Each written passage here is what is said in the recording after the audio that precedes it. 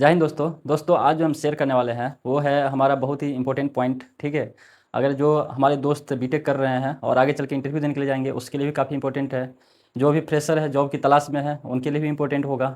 और जो काम कर रहे हैं शायद उनके लिए भी हो सकता है कि इम्पोर्ट आपके लिए भी महत्वपूर्ण हो। अगर आप छोटे कंपनी में काम कर रहे होंगे तो ज़रूर इंपॉर्टेंट होगा। ठीक है। बड़े कंपनी में जाने के लिए और बड़े में है तो शायद आप जानते होंगे इस चीज़ के बारे में। ठीक है, जो हम बताने जा रहे हैं। जैसे कि आगे चल के कोई जब वहाँ पे जाओगे इंडस्ट्री में, ठीक है, तो वहाँ पे छोटी-छोटी टर्मिनोलॉजी होता है।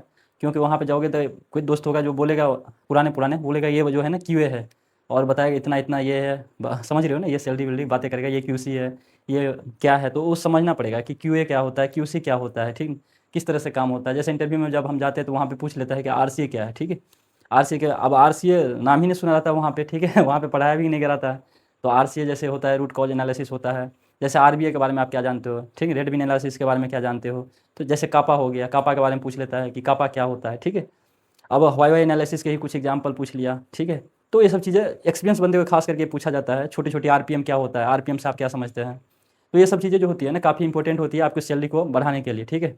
तो चलिए हम इसी के बारे में आज हम बातें करेंगे। तो सबसे पहले दोस्त हम देखते हैं कि जैसे बेसिक बेसिक नहीं है, दो बंदे की कहानी सुनते हैं। एक इंडस्ट्री में दो बंदे काम करते हैं और ये दो बंदे जो होते हैं इंडस्ट्री के बैकबोन आप समझ सकते हो, ठीक है। इंडस्ट्री को चलाने के लिए यही दो बंदे मेन तरह से इंडस्ट्री को रन करते हैं। जितनी भी बड़ी से बड़ी कंपनी होती है वो इंडस्ट्री को रन करने वाले में इसी दो बंदे का मेन इंपॉर्टेंट रोल होता है, ठीक है। बाकी तो और भी होते हैं लेकिन ज़्यादा से हम बोल सकते हैं इसका। और आज जो हम पढ़ने वाले दोस्त वो हमारे डेली लाइफ में भी बहुत सारे यूज होने वाला है। जैसे हम कापा के बारे में पढ़ेंगे तो हमारे जनरल डेली लाइफ में भी काफ़ी सारे इंपॉर्टेंट होंगे। जैसे वाई वाई एनालिसिस के बारे में बातें करेंगे हम, ठीक है। चलिए, तो पहला जो है जैसे क्यूए क्या होता है, ठीक है, ये पता रहना चाहिए आपको जब आप किसी इंडस्ट्री में काम करने के लिए जाते हैं। तो दूसरा जो है क्यूसी क्या होता है ये पता होना चाहिए, ठीक है जी। ये दो बहुत ही इंपॉर्टेंट रोल होता है, ठीक है।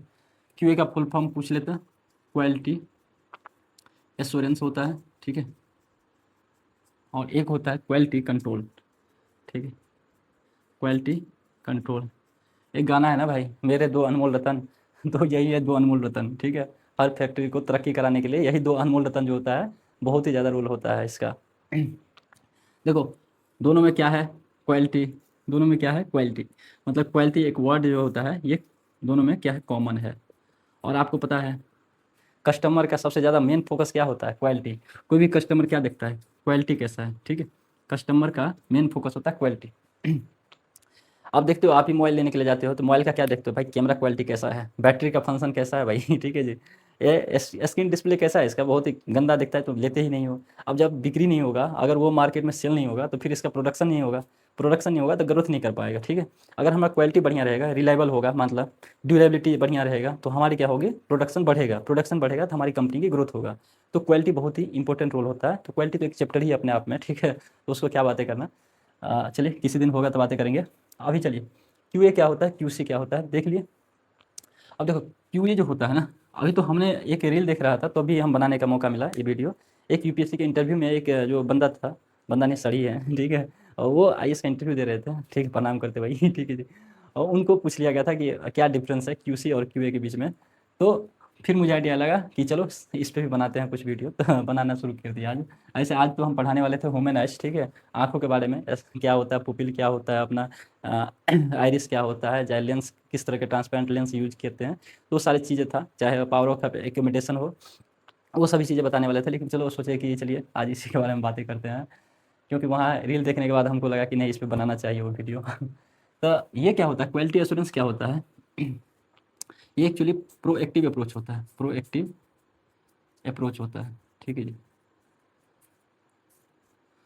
और ये क्या होता है, ये होता है रिएक्टिव अप्रोच। अब इन्हीं कुछ समझ में आएगा, रिएक्टिव अप्रोच। अब देखिए, प्रोएक्टिव अप्रोच, रिएक्टिव अप्रोच, नाम सुनने से पता नहीं चल रहा है, थोड़ा सा और इसको अंदर तोड़ते हैं। प्रोएक्टिव अप्रोच का मतलब होता है कि ऐसा एक प्रोसेस ही तैयार करके बना देना, ठीक है, कि ताकि हमारा गलती हो ही ना, कि कोई ऐसा मतलब प्रोडक्ट बनने से पहले ही गलती को न गलती हो ही नहीं पाए, ऐसा एक प्रोसेस तैयार कर देना, ठीक है। कि मतलब इसको बोले तो प्रोडक्ट बनने से पहले ही रोकना, गलती को रोकना या प्रिवेंट करना, रोकना या प्रिवेंट। प्रिवेंट और रोकना एक ही वर्ड होता है, ठीक है। बहुत दिन के बाद हमको समझ में आया था ये चीज़ें मतलब प्रिवेंट का मतलब, ठीक है, इंग्लिश में, क्योंकि हम बिहार बोर्ड वाले जब इंग्लिश मीडियम में जाते हैं तो बहुत सारे वर्ड ही समझने में टाइम लग जाता है पहले, ठीक है। चलिए, रिएक्टिव अप्रोच का मतलब होता है कि जो हमारा लाइन पे प्रोडक्ट बन रहा है, ठीक, प्रोडक्ट बनने के बाद गलती ना हो, गलती ना हो, और वो प्रोडक्ट कस्टमर तक ना पहुँचे, ठीक है। अब समझ में थोड़ा थोड़ा आ रहा होगा, ठीक है, कि एक तो ऐसा होता है कि प्रोडक्ट बनने से पहले ही रोकना होता है, कि हमारा ऐसा हम प्रोसेस ही तैयार करके देंगे कि हमारा गलती ना हो, ठीक है जी।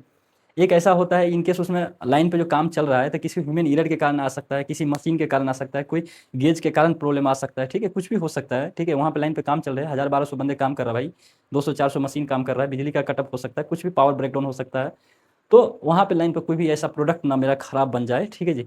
तो उसके लिए हम तैयार कर रहना, और वो प्रोडक्ट बन गया है तो इनकेस वो कस्टमर तक ना चले जाए, ठीक है, ताकि हमारे रिव्यू खराब आ सकती है।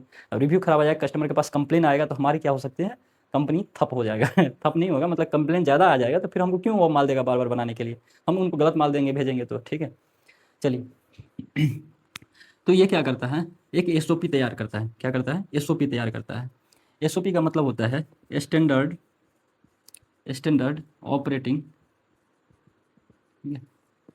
प्रोसीजर होता है, ठीक है, प्रोसीजर होता है। तो ये क्या होता है, एसओपी क्या होता है, आप जाओगे जहाँ पे काम करने के लिए, वहाँ पे बोलेगा कि जाओ आज डिजाइन के रूम में से ना एसओपी लेके आओ, ठीक है। आपके सुपरवाइजर हो सकते हैं या लाइन इंचार्ज जो होंगे, वो बार बार बोलेंगे कि चलो आज ये प्रोडक्ट बनेगा, आज इनका ना एसओपी लेके आ जाओ, ठीक है, ऊपर से डिजाइन रूम से।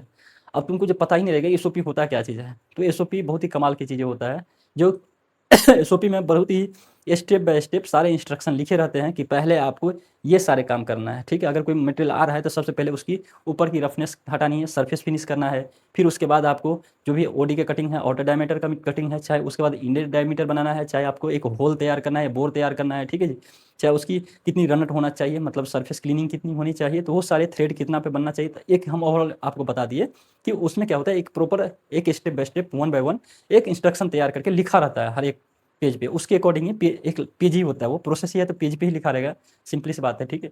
तो एक प्रोसेस बाय प्रोसेस लिखा रहता है कि इंस्ट्रक्शन जिनके द्वारा ही हम कोई काम लाइन पे करते हैं, ठीक है, उस प्रोसेस के अकॉर्डिंग ही हम लाइन पे काम करेंगे, उससे हट के नहीं करते हैं, जो हमारा इंस्ट्रक्शन दिया रहता है, ठीक है। तो एसओपी क्या होता है, एसओपी होता है स्टेप बाय स्टेप एक इंस्ट्रक्शन दिया गया था, ठीक है। अब ये होता है अपना एसओपी, ठीक।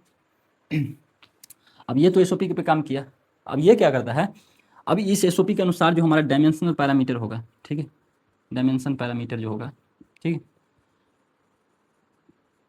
उसको वेरीफाई करने का काम करेंगे, ठीक है, उसको वेरीफाई करने का काम करेंगे, जो इनके जो एसओपी के द्वारा जो हमारा इंस्ट्रक्शन दिया गया है उसके अकॉर्डिंग हम उस पर वर्क करेंगे, ठीक है, उसके अनुसार ही उस पर काम होगा, ठीक है।